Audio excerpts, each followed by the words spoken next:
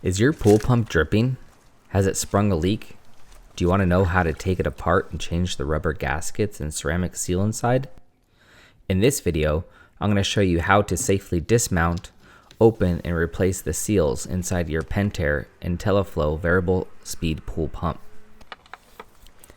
These directions may cross over to other Pentair pumps, but the pump we're working with today is a 3 horsepower model 1018 by Pentair. This pump had an ever so tiny drip occurring that went unnoticed, and it wasn't till I really looked close with a flashlight that I realized that there was a dripping leak. I noticed that the paint was starting to flake off the electric pump, and that was a sure sign that something was leaking. By the time I found the leak, it may have been 6 months, I'm not really sure. First, let's go over the parts and tools that you'll need. Everything that I mentioned is linked below in the video description, and I would suggest this O-ring and ceramic seal kit from Amazon. It's not only fair on the price, but it comes with a complete set of O-rings and O-ring lube. You never want to use petroleum jelly on these O-rings. If the kit ever fails me over time, you can be sure to expect a comment. Otherwise, you can purchase just the shaft seal, model number PS-1000 by US Seal manufacturer. For tools, you'll need a large flathead, a large Phillips screwdriver, standard size wrenches, crescent wrench, Allen hex keys, hammer, PVC couplers to reseal the seals, and possibly you'll want some anti-seize lube and some spare cardboard. Step 1 is to find the right time to do this repair. You don't want to try to take your pump apart in one day before a pool party, anything to that effect. You're going to want at least a week in case you have to order a different part or something goes wrong. Confirm the leak is coming from the actual pump seal between the pump and the electric motor, and that it's not leaking from one of the PVC pipe connections. If it's leaking from the pipe, that can be resealed with silicone glue, or the pipe fittings can be replaced. Step 3, we're going to be working with high voltage electricity, so we need to secure this pump and shut off the power. I'd start by running the pump, then going to the nearby circuit breaker for your pool equipment and turning off the breaker that you think will shut off the pump. If the pump shuts off, then you know you got the right breaker. Once you know that the circuit breaker is correct and it's off, I would close the panel and use a zip tie or a note on the panel to tell people not to change or turn anything back on. Next, you can release the water in your pool system by opening the valve on the top of your filter or opening the cap on your pool pump, and that will allow gravity to flow and the water will either go back into your pool or spill out on the top of the pump. Once this is complete, there's 2 drain plugs on this pump on the bottom. You simply unscrew and remove, and this will allow the water to drain out the bottom of the pump, and this is normally used for winterizing.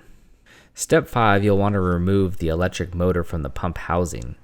If there's a communication cable attached, you'll want to simply unscrew it by going to the left and put the waterproof cap over the existing terminal once you're done. Then we'll use a 9/16 wrench or socket to loosen the 6 bolts around the housing here. Now the pump should be free and available to work on. But you have 2 options. You can either try to do all of this repair with the pool pump still connected to electricity, or you can remove the power from the back of the motor and bring the pump into the garage or workbench and do the repair. I know it's a hassle, but I would suggest that you disconnect the power and work on this in a comfortable workbench. Put down some cardboard or a towel and be very careful not to scratch the internal components of the pump as you remove the power on the back. Before disconnecting the power, open the terminal box on the side of the pump and take a photo so you can remember which wire goes to where when you return it to service. I like to take an electric multimeter or a power tester and verify that the power is actually off before I open this up. You can loosen the terminal screws and pull the wire and the conduit off the back of the pump. There should also be a copper bonding wire throughout all of your pool equipment that attaches to the bell housing of the motor. Mine was rusted on solid, so I tried to loosen it with PB blaster and a wrench, but it failed. So I had to cut off the copper, and we'll address this later in the video. Now we're ready to remove the pump diffuser using 2 hex Allen screws. I believe I used a 2mm hex, and next we'll need to remove the impeller.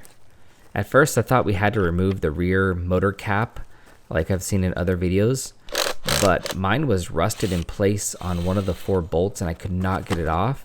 So it actually turns out that you can fit a regular screwdriver through the back hole to secure and hold the main shaft, and that will allow you to loosen the front impeller Phillips screw. But note, this screw is in opposite threaded direction, so you'll need to turn your screwdriver to the right to loosen this one. Once the Phillips is out, you can still hold the flathead screwdriver on the back, and you'll spin the impeller in the normal left-hand direction, and it'll unscrew right off. Now we can see the ceramic seal that has most likely failed and caused the leak, and we'll be replacing both the front and the back of that seal. But first, we need to remove the pump housing to the motor. This is where things get a little tricky for me. Due to the corrosion on the metal plate and the bolts, the bolt was nearly fused in place. I tried an impact driver, a long torque wrench, overnight PB blaster, and other conventional methods of loosening the bolt, like heat, but I failed on every single one of those. I think if I would have had a stronger air-driven impact wrench, it might have knocked it loose. But what ended up working for me was securing a normal wrench on the bolt and then whacking it with a heavy hammer over and over until it finally loosened up for me. This took about 45 minutes to get that one bolt out.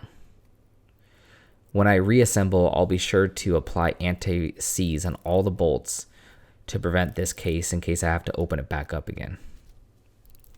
Now, to remove the old seal, I took a socket and an extension and I lightly hammered out the seal, which came out very easily. Next, I suggest you lightly and carefully remove all the dirt, debris, cobwebs, and old silicone glue without scratching the surface of the pump housing.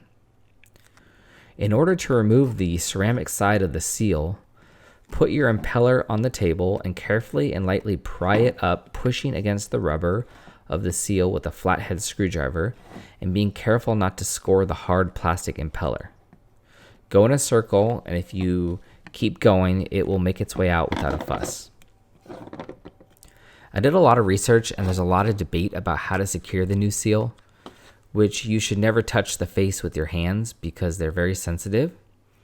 Some people suggest that you use a gasket or O-ring lubricant to slide it back into place, and others suggest using clear silicone glue, which will help slide into place but also seal up the outside against the housing, providing less potential for a leak. Given my research, I decided to go with the clear silicone option, just to be very, very careful to not get any of the glue on the actual faces of the seal. The seals are delicate and should not be touched with your fingers. But if you accidentally do touch it with your finger, you can clean them with isopropyl alcohol. But that would not remove any silicone glue, so do not get any glue on these seals or it will leak quickly again. In order to mount the new seal in place, you can use 1 1/4 inch PVC pipe, or what I did is I went to Home Depot and I got 3 different size PVC couplers. They're like 88 cents each, and I found the one that fit the best and I used that to hammer it back in place. It's important to use a circular pipe like this so it mounts the seal centered and there's no chance of it not sitting flat. I lightly wiped the outside of the seal where there was a little extra silicone glue, but I was very careful not to touch the face of the seal. I let this seal sit for 24 hours with the silicone glue to cure per the manufacturer recommendations. I highly suggest you do not skip this step and rush it. To mount the seal to the impeller, I did not choose to use silicone glue, but instead I used slightly soapy water. I used Dawn dish soap, a drop or two, and a bottle of water, and I shook it up to create some foam, and I used that as a lubricant to slide it back into place. More than likely, it was the seal that caused the leak, but since you have this entire pump open, it's a good idea to replace the O-rings while you're there. So if you purchase the kit in the video description below, it does come with replacement O-rings, as well as a small packet of what they call Badass O-ring lubricant, which is really good stuff for keeping the O-rings happy and pliable during its lifespan. So once I got my pump disassembled, I realized there's a pretty good amount of corrosion on the pump mounting plate. This is because the salt water was dripping very, very slowly for who knows how long. I was starting to consider replacing the entire pump for $1,500 to $2,500, but at this point I decided against it.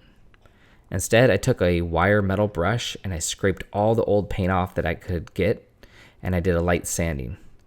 Then I did a little bit of tape in critical areas, and I spray painted with primer all over the exposed metal to prevent further corrosion down the road. Now we can mount the pump housing back into the motor with the 4 bolts. There are specified torque settings for this, and I'll put them in the description below.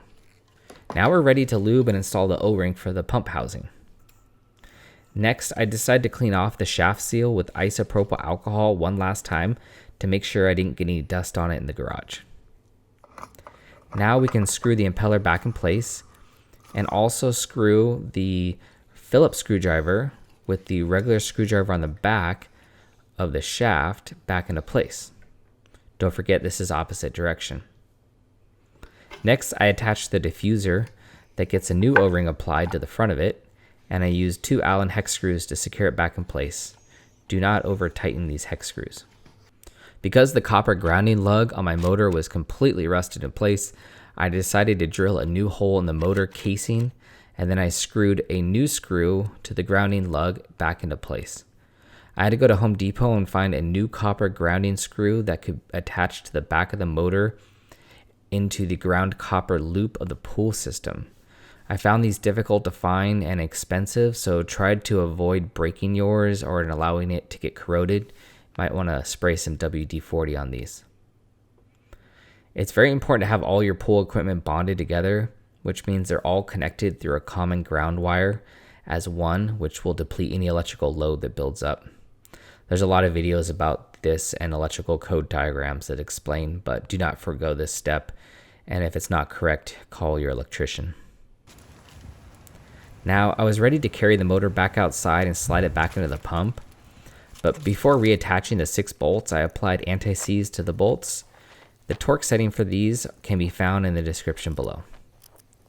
Next, I attached the communication cable and started to reassemble the electrical line to the back of the pump. I used the photo that I took earlier for reference here. Once you think you have everything back together, take a step back and make sure there's no spare parts sitting around that you forgot to put back in place. Make sure you properly tighten the large bolts. Don't forget to reinsert your new O-rings on the drain plugs and put your 2 drain plugs back in place. Even though this is a self-priming pump, I still take a bucket of water and fill the pump up again and put the cap on before I start it. Now you can turn the electricity back on for your circuit breaker and test the pump. Look for any leaks. There should be no dripping at all. Alright, that's the end of this video. If you have any questions, please leave them in the comments below and we'll be happy to get back to you. If you found this video useful, please give us a like and a subscribe, and thank you for watching.